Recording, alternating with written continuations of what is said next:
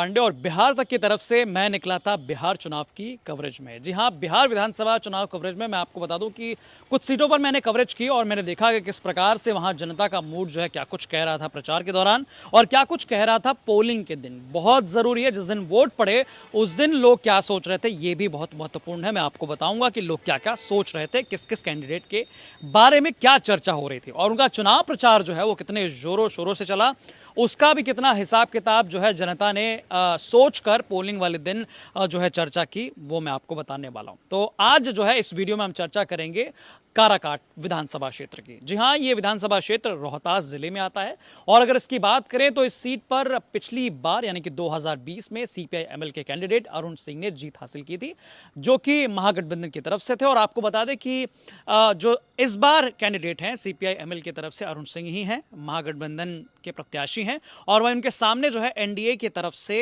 JDU की ticket पर जो कैंडिडेट हैं वो महाबली सिंह हैं। और निर्दलीय प्रत्याशी की बात करें जिनकी बेहद ज्यादा चर्चा थी, सोशल मीडिया से लेकर तमाम प्लेटफॉर्म पर काफी ज्यादा उनकी जो है चर्चा की जा रही थी, उनके वीडियो शेयर किए जा रहे थे। दरअसल वो थी भोजपुरी सुपरस्टार, पावर स्टार कहे जाने वाले पवन सिंह की पत्नी ज्योति सिंह। और इनके अलावा पीके यानी कि प्रशांत किशोर की पार्टी की तरफ से योगेंद्र मैदान में थे, जो कि मुखिया थे और मुखिया मुखिया के नाम से बेहद जाने जाते हैं। अब आइए काराकाट विधानसभा क्षेत्र की बात की जाए। तो आज पोलिंग के बारे में जानने से पहले मैं चाहता हूं कि आप उनके प्रचार के दिनों को समझें। दरअसल जब मैं वहां पहुंचा तो मैंने देखा कि वहां प्रचार जो है वो जोरों शोरों से चल रहा था, जिनमें ज्योति सिंह सबसे अव्वल पर थी। जी हां, ज्योति सिंह जो है जो सुबह निकल रही थी वो बिल्कुल रात में अपने होटल वापस लौट रही थी। अब काराकाट क्या है कि मैंने उनसे जब सवाल किया कि आपने काराकाट ही क्यों चुना, तो उन्होंने बताया कि क्योंकि सवाल ये भी था कि उनका कोई लेना देना काराकाट से था नहीं, वो रहने वाले बलिया यूपी की हैं और शादी उनकी आरा में हुई है। तो सवाल यहाँ उठता है कि काराकाट विधानसभा सीट उन्होंने क्यों चुनी।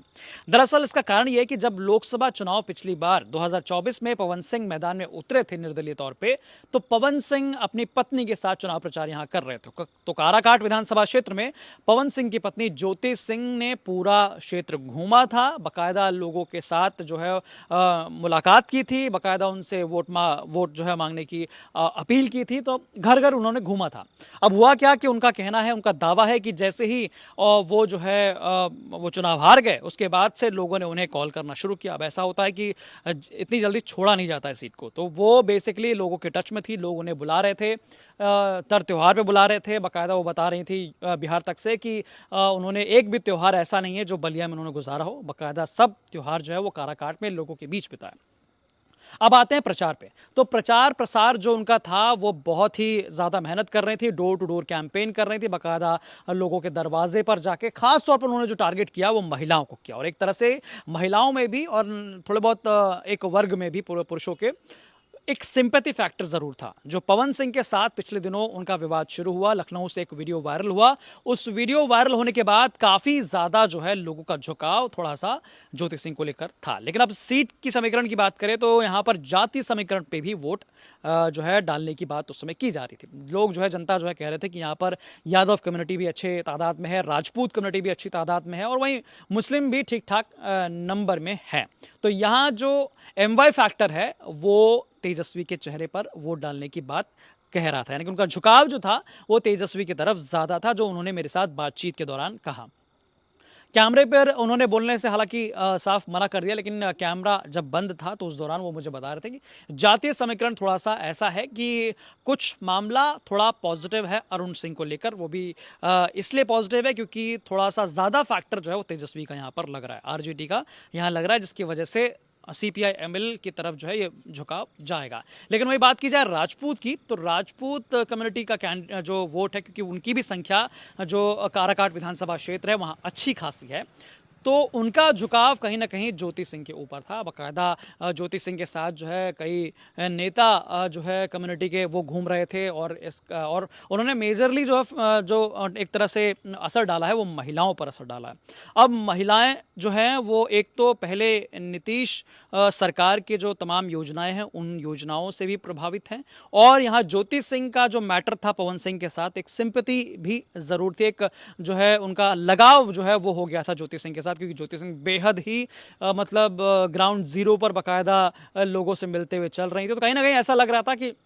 थोड़ा सा मेजर फैक्टर रहेगा, थोड़ा सा उनको इसका जो है फ़ायदा होगा। वहीं बात की जाए प्रशांत किशोर के कैंडिडेट योगेंद्र की, तो वो भी क्योंकि मुखिया हैं, वो भी जब चलते थे तो काफिला उनके साथ चलता था, बाकायदा कई सारी गाड़ियां थी, और एक जनसुराज का एक जो माहौल पूरे बिहार में बना कि एक फैक्टर है प्रशांत किशोर का, जिसने बिहार वालों को कहीं ना कहीं जो है एक सोचने को मजबूर कर दिया कि तीसरा ऑप्शन भी ज़रूर है। तो वैसे ही काराकाट विधानसभा क्षेत्र में भी लोगों के बीच जो है प्रशांत किशोर को लेकर भी काफ़ी ज़्यादा चर्चा और उनकी पार्टी को लेकर भी चर्चा थी, लेकिन वो चर्चा सिर्फ प्रचार तक थी। जिस दिन पोलिंग हुए, जिस दिन वोट डले, यानी कि 11 तारीख को आज, तो सुबह से लगातार जो है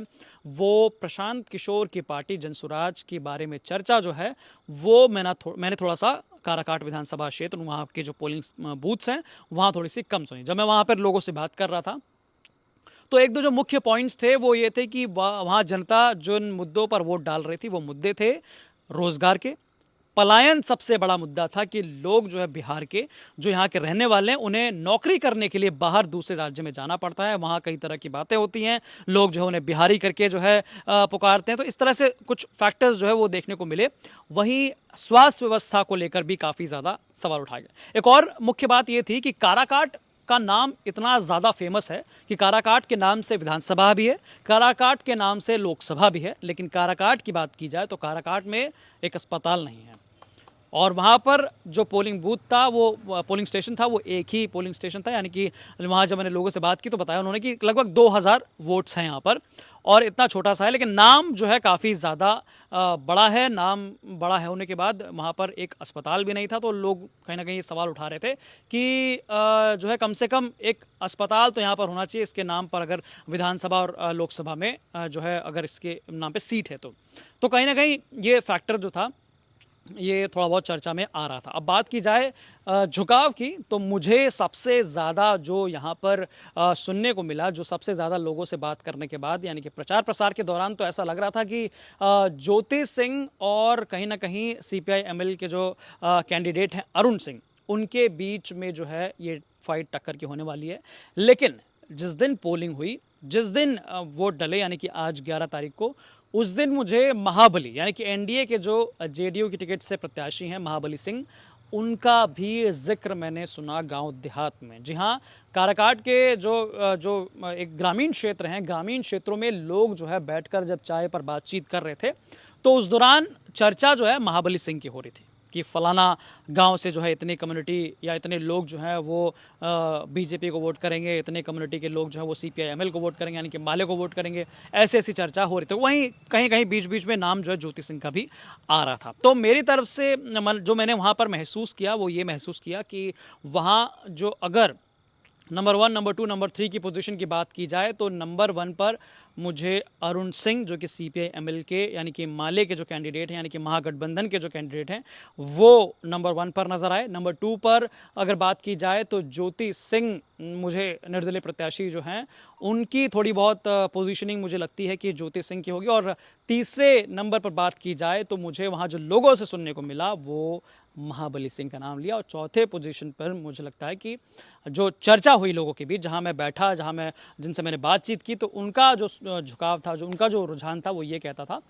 कि चौथे नंबर पर प्रशांत किशोर की पार्टी यानी कि जनसुराज के जो कैंडिडेट हैं योगेंद्र, वो उनकी पोजीशनिंग चौथे नंबर पर रही है। तो कुल मिलाजुलाकर यहाँ पर क्या है कि ग्रामीण क्षेत्र काराकाट, और काराकाट के आसपास जो सबसे बड़ा मार्केट है वो जो है वो मार्केट विक्रमगंज मार्केट है, और वहीं पर जो है ज़्यादा जो है ऑफिसेस सबके थे, और वहाँ पर भीड़ भी ज़्यादा रहती थी, वहाँ चर्चा भी ज़्यादा होती थी। लेकिन मैं उस भीड़ से हटकर, यानी कि जनसभा, रोड शो, रैली, इन सब की भीड़ से हटकर मैं गाँव देहात में भी खूब घूमा, वहाँ पर भी मैंने लोगों से बातचीत की, और लोगों से बातचीत करने के बाद मुझे ये कुछ जो है डेटा, ये जो है रुझान कुछ मालूम चल रहे थे कि क्या कुछ जो है लोग उस समय चर्चा कर रहे थे, यानी कि प्रचार के दौरान, और पोलिंग वाले दिन, यानी कि जिस दिन वोट डालने थे उस दिन क्या कुछ जो है लोगों के मन में था। तो लोगों के मन में